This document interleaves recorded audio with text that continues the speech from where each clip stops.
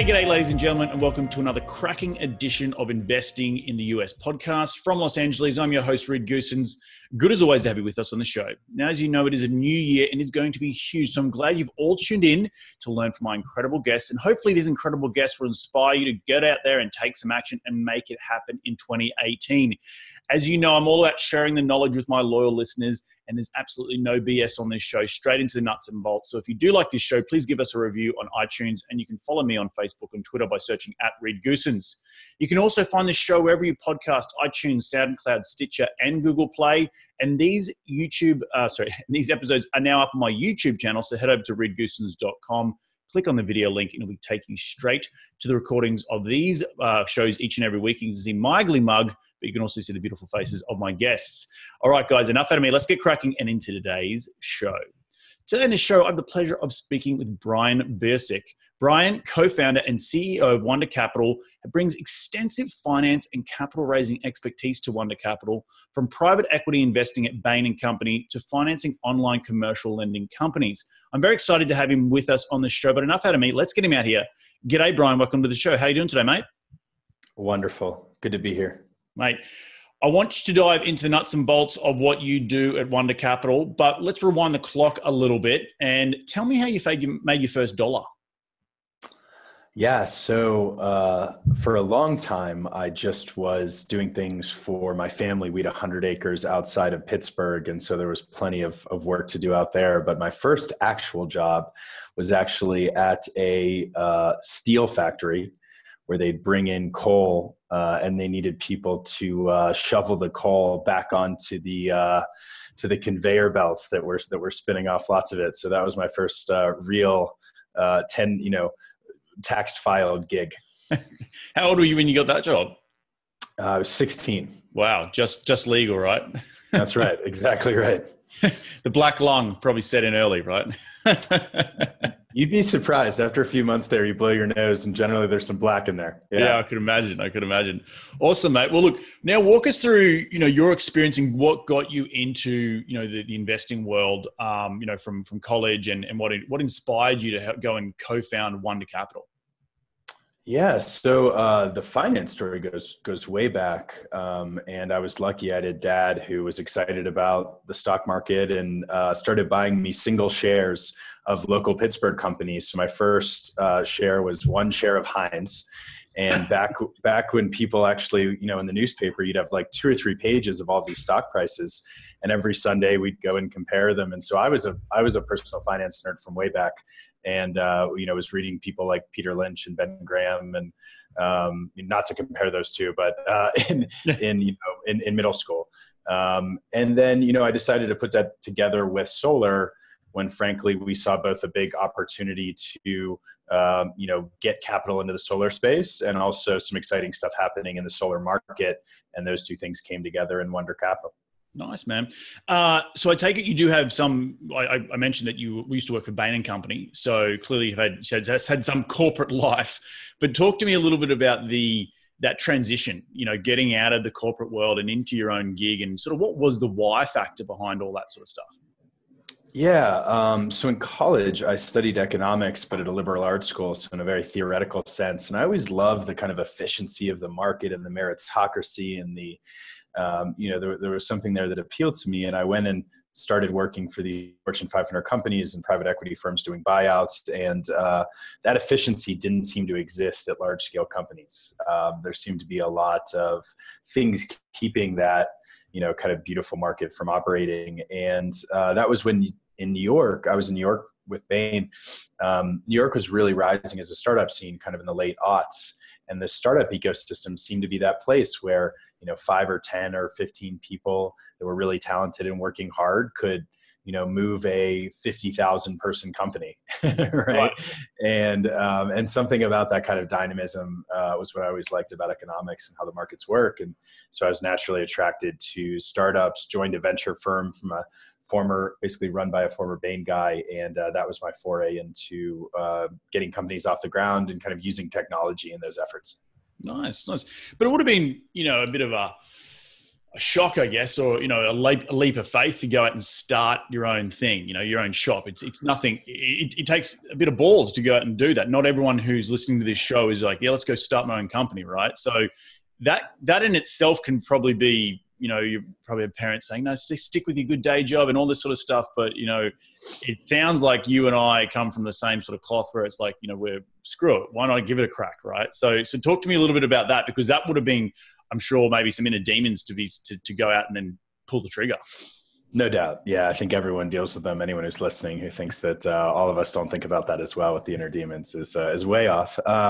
So I think, I was in venture capital for 4 years, and I think if you're good at that job, you're meeting 5 to 10 interesting founders a week who are laying out their vision of the future in a way that they're going to go capture it.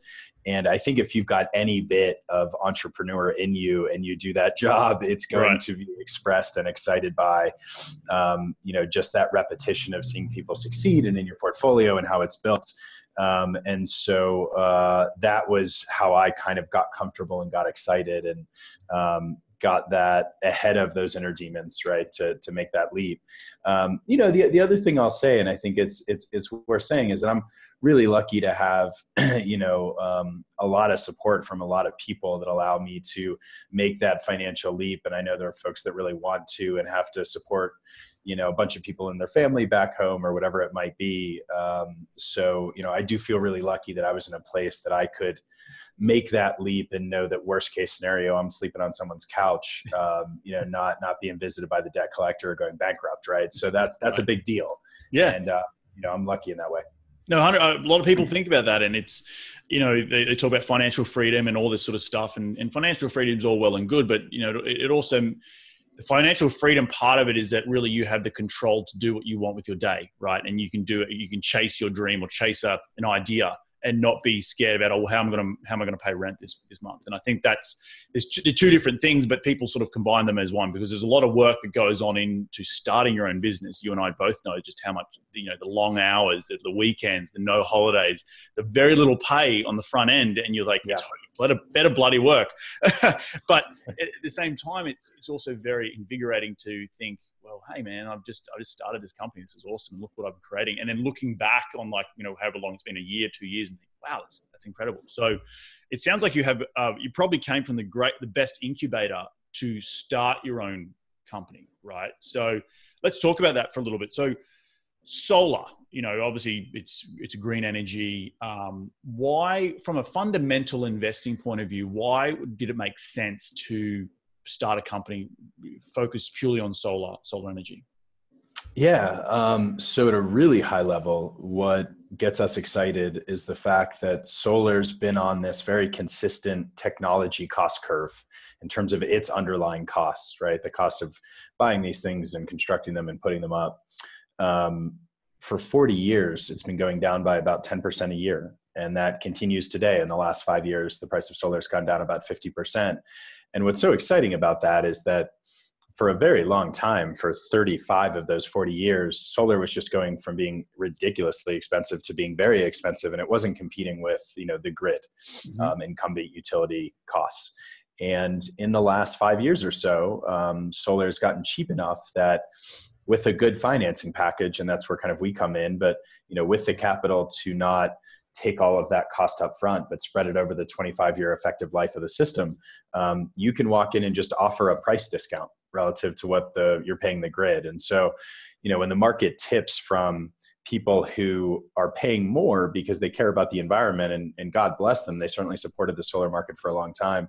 But, when you compare that market size to people that want to save 10 or 20% on their power bill, it's inverted, right? It goes from 5% of the market to 95% of the market. And so what we're seeing right now in the US is that the price of solar every year going down is basically expanding new geographies, new states, where 5 years ago it wouldn't have been cost effective. And now we can walk in and show a discount. And so it feels like this really important kind of tipping point decade for solar in the US, whereby frankly, if people can get the capital to go out and finance these things, and that's what we're out there doing, directly with our business, raising money from folks, and then, investing it into these systems, allowing people to put solar up on the roofs, and then collateralizing those systems. So we have an asset standing behind it, but, a lot like real estate. But the kind of why now and what's going on in solar is just this cost story. And it looks a lot, frankly, like semiconductors with Moore's law and the way that just marched down very predictably. Sure. So yeah, that's the high level story that we're most excited about. No, it's interesting, and I've had a bit of experience, like looking with my own portfolio, putting solar on existing properties. Talk to me about the technology behind it, because obviously solar panels are quite inefficient in what they do, right? And you know, I know I was sort of looking at a project recently, and we could spend $150,000, and it's a brand new ground up construction deal, and that's fine. You know, the local municipality required that it be solar ready, so it had the conduit to the roof and all that sort of stuff. And really, from a ground up construction point of view, I could see it would make sense from a refinance, because you'd reduce your quote unquote fictitious NOI of the common area space. You know, you may get 10% of the total consumption of a building. And then you can come to refinance and you get, you know, lower proceeds and all that sort of good stuff. But on an existing building, it just didn't make as much sense because the building's already there and I can't really refi. And I was thinking, well, I'm going to go spend $150,000 on a grid or a panelized system and it takes me 10 or 15 years to pay off. In those 10 or 15 years, is the efficiency going to skyrocket? You know, and you know, I've got to come and replace these and spend another 150 or, you know, whatever it costs in 10 years time. So talk to me about that sort of, you know, as a business owner myself, would you walk me through getting over that mental hurdle of just the overall efficiency of these things? It's a long way to get to that question. But yeah, no, you know, and it is the case that they continue to get more and more efficient. They're probably 50% more efficient than they were 10 years ago. Right. So they're going up quite a bit. To put a point on that, a lot of what you see today is kind of around 20% efficiency. And what that means is that if you were to capture every single bit of energy the sun is sending us on a square inch, that would be 100%. So the panels are capturing about 1/5. Most of the stuff that we're doing, just to be explicit, is 60 to 80% of the consumptive need of that building. So we're doing 3, 4, 5-story office space, warehouses, university schools, hospitals, where, you know, the roofs are big enough and the panels are good enough now that it is a substantial piece of what they pay in power. Okay. Obviously they're consuming at night and early in the morning and, you know, late afternoon when the panels aren't producing as much. And we're generally seeing 5 to 7 year payback periods on the systems we're doing. So that's where it actually just gets into how this deal is structured and frankly, how important financing is. Because to your point, you know, even if it's 5 to 7 years, you're putting $150,000 down now, not knowing, you know, 5 to 7 years out, you're paid back, hopefully. Right. Right. And then what, like you in 10 years, right? Future you 10 years out gets to have this great experience, like tough pitch. Right. Right. What we do is we come in and say, listen, you know, you pay for the power. Let's make that power price less than what you're paying the utility. We're going to do the financing in the back end to make that pencil. And by the way, we're going to make sure it's built by a good person and do a third-party inspection and make sure the insurance is there. And so, you know, the closer you can get to coming in and just saying, hey, you pay 12 cents now, we're going to give you power for 10.5 cents. And that's the pitch. The closer you can get to that, the better you're going to do. And that's why, you know, a financing that can stretch it out like you stretch out a home mortgage, you know, people aren't going in and doing a lot of cash purchases of homes, right? Right.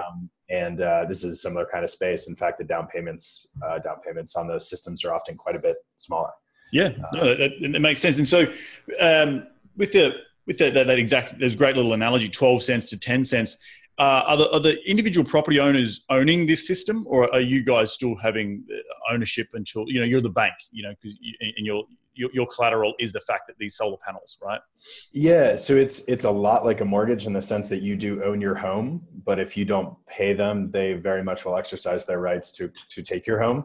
So we are of that type. So to be clear, we're not owning the systems, and whatever tax benefits or accelerated depreciation are associated are taken by the owners of those systems. There are a couple different ways that can be structured. In some cases, the folks building the systems want to own them and offer them as a service, just sell the electricity.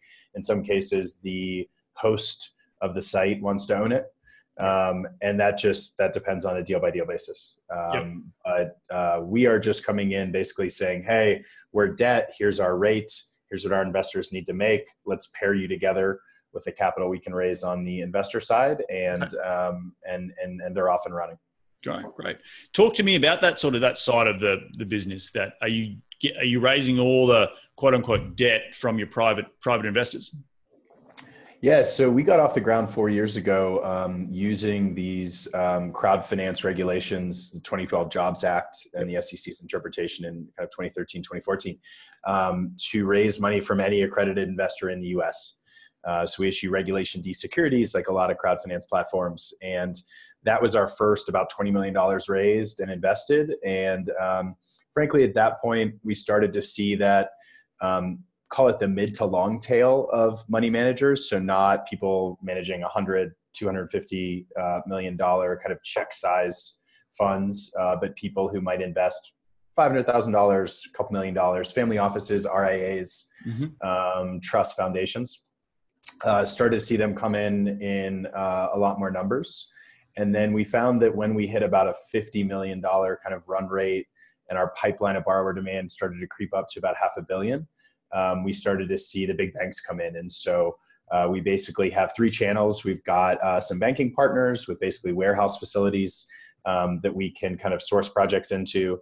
We've got this kind of middle market channel. We've got a specific fund dedicated to $100,000 to basically $10 million check writers, and kind of a different, engagement with them, frankly, as investors. And then we've got this crowd finance platform for $1,000 to $100,000 investors. Interesting. And what are they? They're quote unquote sitting in first position, I take it, and what sort of return on their capital is the average investor would be getting? Yeah. And just to be explicit, we're typically about 70% of sold project value. So we're very much sitting in that kind of senior debt position. So if you go into our platform, if you go into wondercapital.com, and by the way, we have crowd finance people coming onto the website who are direct investors that are far more than 100,000, but there's kind of this separate product you can access when you get to that level. But those folks on the site are currently getting a 7.5% projected annual return over a 5-year period. So that's their term and rate. And then those loans are actually being amortized on a 20-year period because of the value of the asset, and it's warranted for 25 years. And so you're getting a small piece of principal back each month, but predominantly you're getting this 7.5% projected yield. And then obviously there's a bullet payment at the end of the 5 years with your remaining principal. The product actually for the larger, investors, and really for managed money investors, the RIAs, the family offices, has a 10-year duration on the underlying debt, 8.5% projected yield for the extra illiquidity. But we're actually positioned to take that to the secondary market and get our original investors liquid if they'd like to in year 3 or 4, because there's a fairly liquid market for seasoned solar debt. So you can take these things out once it has a payment track record and get those original kind of greenfield investors, if you will, liquid. Sure. That sounds fantastic. So talk to me about the risk involved with, these type of, if I'm an investor coming to you and say, okay, I'm sitting in quote unquote first position, but I'm essentially, my product is sitting on a building that has other debt on it, right? And then there's a hierarchy. And so I'm assuming a solar panel first position is not the same as the actual bank who owns the land that which the building sits on, correct?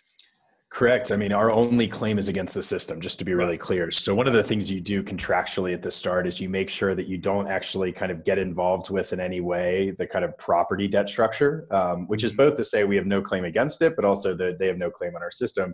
And mainly that's because we don't penetrate anymore. Solar systems don't penetrate the roofs. And so it's removable. And so you have a declared personal property. So basically think of the solar system. Yes, it's on the property and you need an easement because of that, right? That stays with the property irrespective of transfer. So that's really important, asterisks. But setting that aside, the workout actually looks a lot like, capital equipment or an auto lease where it's just a separate piece of property that is dealt with separately in a bankruptcy proceeding. I think that the thing to understand that is non-obvious to anyone, frankly, from what it seems, thinking about this, because I think you think of the system, you think of this hardware, you think it's aging, how much value is there. The thing that you want to do is not to try to monetize that hardware. That's a terrible way to get a good recovery, particularly on the out years. What you want to think of it as is a ongoing stream of electricity that has a financing package that makes it cost effective for that building. Right. So i.e., you are the electricity generation machine that can give the cheapest power to that building. And so therefore, as long as that building is occupied, you should be able to sell that power to a rational actor tenant, irrespective of who they are. So basically, the recovery mechanism that's been really successful in solar, and Solar City has been the best at this, and they're obviously in residential, we're in commercial, but similar dynamics. They go in when there's a bankruptcy, they exercise their rights, so they own the system. A new tenant moves into the house, and they say, welcome, new tenant, we own, or owner, we own this solar system on your roof. Now listen, we can rip it off, that's fine. But we could also sell you power for 20% less than you're going to pay the utility for it. What do you think? No commitment, right? I mean, definitely not the same deals for the investor on the certainty and out years, but you're just an electricity, small business on a single site. And that's the mechanism that we're setting ourselves up to access, both through, of course, the perfection of collateral and all the legal bits, but making sure these systems are well built so they're operating and actually generating this valuable electricity. The economics make sense from the start to pay our investors whole and make sure they're actually seeing a discount. Mm-hmm. And finally, you're using the kind of hardware you want to use where, frankly, this recent tariff on Chinese panels, a lot of that stuff we don't use anyway because the warranties aren't there. Okay. We want to use really high quality stuff. And if it's year 7, it's still cranking out that electricity at a rate and a price that makes sense. So we do a lot of work on the back end to make sure that's a real, generating ongoing asset. As opposed to just kind of hand waving it, yeah, we've got a claim against something. So I think that's where we see a lot of value in being in solar above and beyond, hey, it's a great market and it's growing.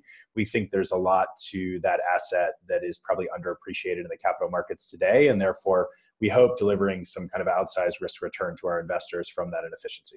Great. It sounds all very, very logical and plausible about all how you would maintain your ownership of the actual physical structure in the event that the debt on the primary structure comes into default or something of that nature. So talk to me a little bit about if I'm the borrower. So I'm the property owner. What am I coming to you? What sort of rates can I get from you? And from, we briefly touched on it earlier, but am I paying the 7.5% over 5 years and then, it's amortized over 20 years? Is that right?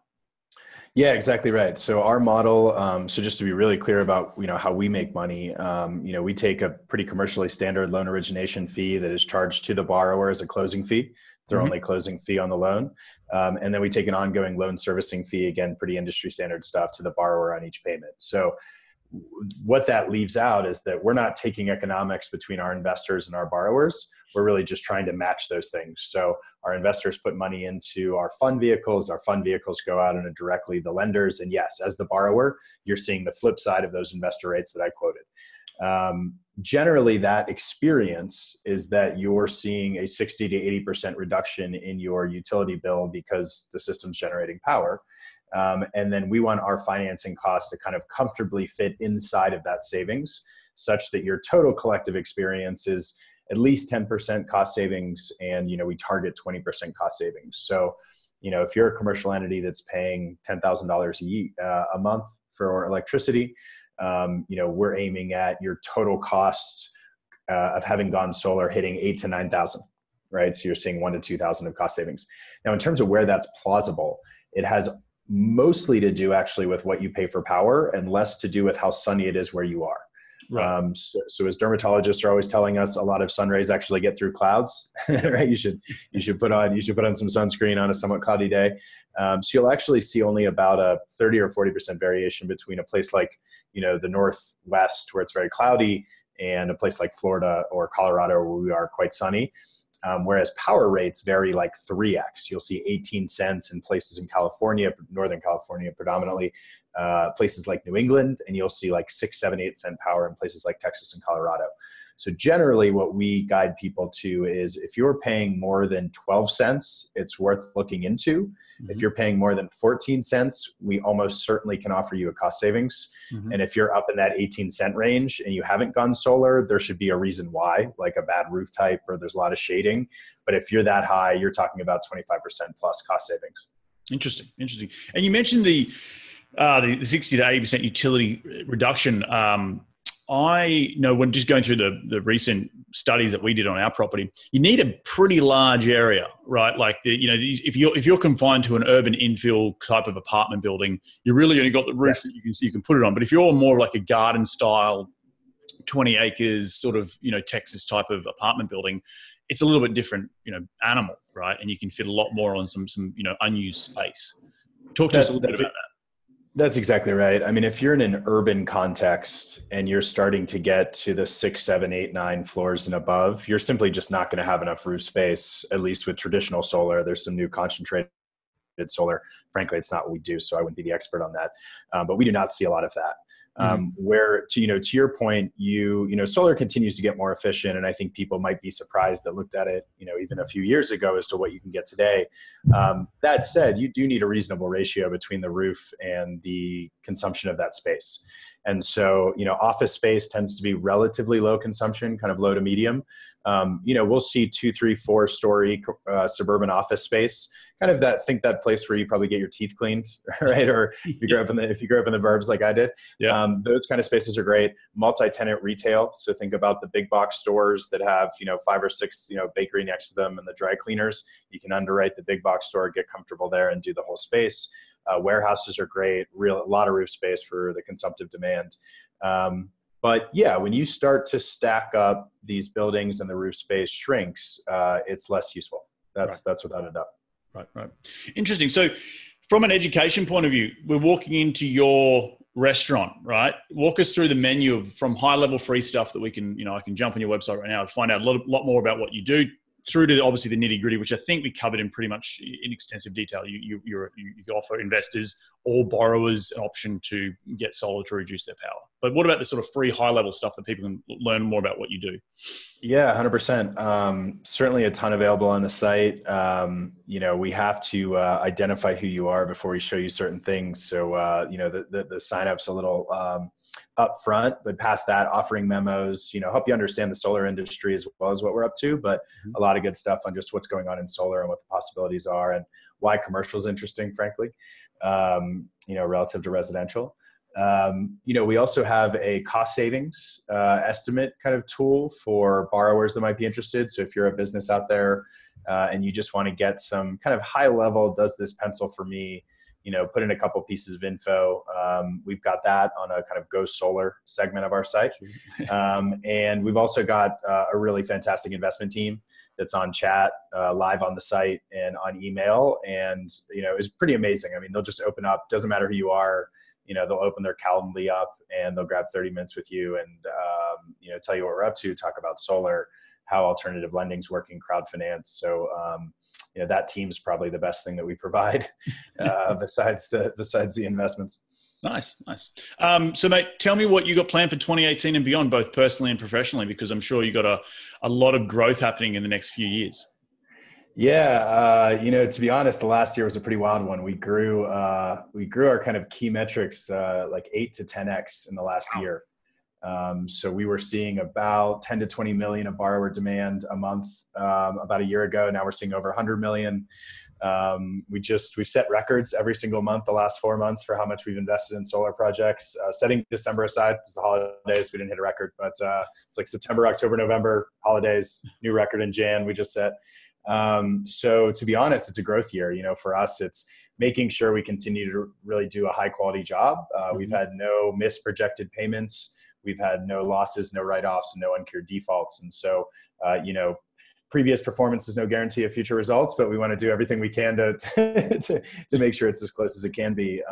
So a lot of hiring. We're pulling in more money to the company. We're scaling the team. We're adding a lot of kind of controls to make sure as we continue to scale, all of that stuff stays at the quality that we've been able to execute at to date. And personally, there's a lot of growth there for me as a CEO to stay on top of that and keep everyone working together. So, we're kind of getting to that stage. We have 16 and we'll kind of quickly this year, I think, go to 25 to 30. Wow. And that's kind of the stage at which a lot of the organic stuff that you could kind of get away with just having great people at 15, you really have to have some systems, some processes. And so we just did our 2018 offsite and, that was kind of the theme of it, right? Is that, hey, we have to grow up in a couple of important ways. And then, personally, I've got a little 20-month-old guy Right. named Bennett, and he's just starting to talk and kind of express himself. And so that's, outside of work, that's what I'm doing. That's it. Well, That's mate, my whole life. you sound like you've got a lot going on for you. I'm sure I'd love to dive a little bit more into your business culture and setting up culture, because as a young guy, as a CEO, that's in itself, not only the business of what you do and creating investment opportunities for investors and borrowers and all that sort of stuff, but also creating a team around you that wants to work for you, wants to be successful. That's also a challenge in itself. And for every young CEO, it is a bit of an uphill battle if you've never done it before. And obviously, I'm sure there's mistakes being made, but you're learning every single day, and you're trying to surround yourself with good mentors to say, hey, what do I do now? As you're saying, like you rely on certain people, and you're like, oh crap, I probably need to process that, because if they're not here that day and we don't know how to do it, we're all screwed, right? Right. But I also just, as you were saying, it sounds like there's a lot of demand for the loan product. So on the other side, it must be like pulling two levers where you got to find the projects to put it on. So there's a lot of sales pitch, finding the deals to get it on, because it's great to have all that want and capital to put into deals. But if you've got no deals to put them into, then what the hell, what's the point, right? So how are you going about finding, I guess more education? Is that right? Yeah. It's part of the reason, we try to get out and tell our story on, great channels like yours. But you're exactly right. The borrower demand has outstripped the inherent crowd finance platform, which is frankly why we had to go to some of these institutional partners and say, hey, look at this pipeline of projects. We've got this great stuff that we're having to turn down. And just to be clear, we finance only about 10% of what we see. And part of that is being very picky. As I mentioned, we've been able to have a pristine track record to date, and certainly hope to continue that. But that is also reflective of the fact that we didn't always know that we would have the capital to finance a good project, and sometimes we had to turn down a good project, which is really painful for folks that want to accelerate the growth of the solar industry, right, I might add. But that was what pushed us, frankly, into the non-crowd finance kind of direct to investor channels. Was that grew about 5x last year, but one grew 10x, the other grew 5x. It wasn't keeping up. And that's really when we had this underserved pipeline, and we went to some banking partners and they said, yeah, this stuff looks good. Let's set up a facility, and you start kicking those projects our way. Nice, man. Well, mate, I want to wrap up the show with asking you the top 5 investing tips for here in the United States. So you ready to dive into it?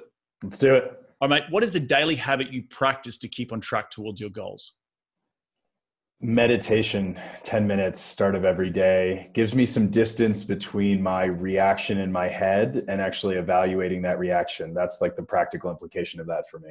Nice. What type of meditation do you do? Mindfulness. So I use, one of the common apps, sometimes guided, sometimes not, but just let the brain kind of release whatever it has going on in there and listen to it and see what that tells you about what you should be up to. Nice, man. I do mine of an evening. To help me go to sleep. Otherwise, I'm up all night. I have that problem too. Who has been the most influential person in your career to date? This is pretty corny, but I have to say it's my dad. That's all right. My dad is a litigator, and I think later in his career has appreciated more and more the kind of entrepreneurial direction and less the kind of work for wages approach. And he was a real catalyst in me getting comfortable taking that leap. Yeah, well, buying you your first Heinz share back in the day. It's pretty funny. There you go. Mate, you're in a technology business. I'm sure you'd have your most influential tool in your business. What is it? Like, from software to hardware, a cell phone, computer, a person maybe is the most influential tool? It's interesting. I'm just primed on it because we just mentioned it, but where my mind immediately went was the we call them operating principles, but the things that we emphasize as a company around really quick decision-making with incomplete data, around focus, around really direct feedback loops and fast feedback loops. When I think about the tools at my disposal, it's that we've got 16 people that are all deeply bought into these several things that we hold as truths around here and hold as ways to kind of interact. Nice. That's fantastic. I think that's a great way, operating principles, and probably tying a lot more back to your mission statement as well, right? And what you do. So precisely right. Really, really, really important. Bit of a doozy question. What has been the biggest failure in your career to date, and what did you learn from that failure? Yeah, I think I didn't take advantage of my 4 years in venture in the way that I probably should have. And I think it was a flip from, having from education early on to college to Bain, this very clear, like, here's the ladder you walk up to success. Mm-hmm. And that VC firm was the first place where you could go and do your work well, but at least 20 or 30% of the job kind of was going out and just doing things on your own. Mm-hmm. And I think it took me a little while to understand that agency, that need for agency, and how you kind of execute in a place that isn't highly structured and no one's saying, hey, go do X, Y, and Z. It's like, there's a problem space, go solve it. That for me was a big flip in mindset. And that took a couple of years. And I think I probably didn't take advantage of that position or that role as much. I learned an outrageous amount. Oh, yeah. But didn't go out and I think kind of own it and take advantage of it in the way that I would perhaps now. Yeah, no, and I think it would also go back to your underlying. You mentioned a couple of times your operating principles, your 16 people, the growing pains of what's the word, like inspiring your employees to have the entrepreneurial mindset, to not have to be sort of spoon-fed information to do the work. It's sort of like, encouraging that 20 to 30%, what you just said, like, hey, here's a problem, go nuts. I'm not going to give you any guidance. Like, you just need to solve this, right? And that's, critical thinking, which not everyone has, and not when you're starting 16 to 25 people, it's not the chances are you're going to have a low percentage of people who can do that. So hence you need to fall back on your systems and all that sort of great stuff. So, yeah, mate, look, last question. Where can people reach you to continue the conversation and want to find more about what you do? Hit up your website, you personally, or you speaking at seminars or anything like that? Yeah, so I'm on the solar panel with some awesome folks that lend it. I think is our next speaking engagement. So if you're there, come say hi. I'm Bryan, just Bryan, first name at wondercapital.com. So hit me up on email. We're fundraising. So if I'm a week or two late, be kind. And then I'm pretty active on Twitter. I'm at Birsic, my last name, at BIRSIC. So hit me up on any of those places, and would love to connect with anyone who wants to hear more about solar. Awesome, man. Well, I want to thank you for dropping in today. Just want to quickly summarize some of the high learning points that I took away from today's show. Just the efficiency in which I think solar panels are going. You talk about that over the last, I think it was, they've become 50% more efficient in the last 10 years. Is that correct? And then, it's going to be another 50% more in another 10 years time. I think that's really, really important.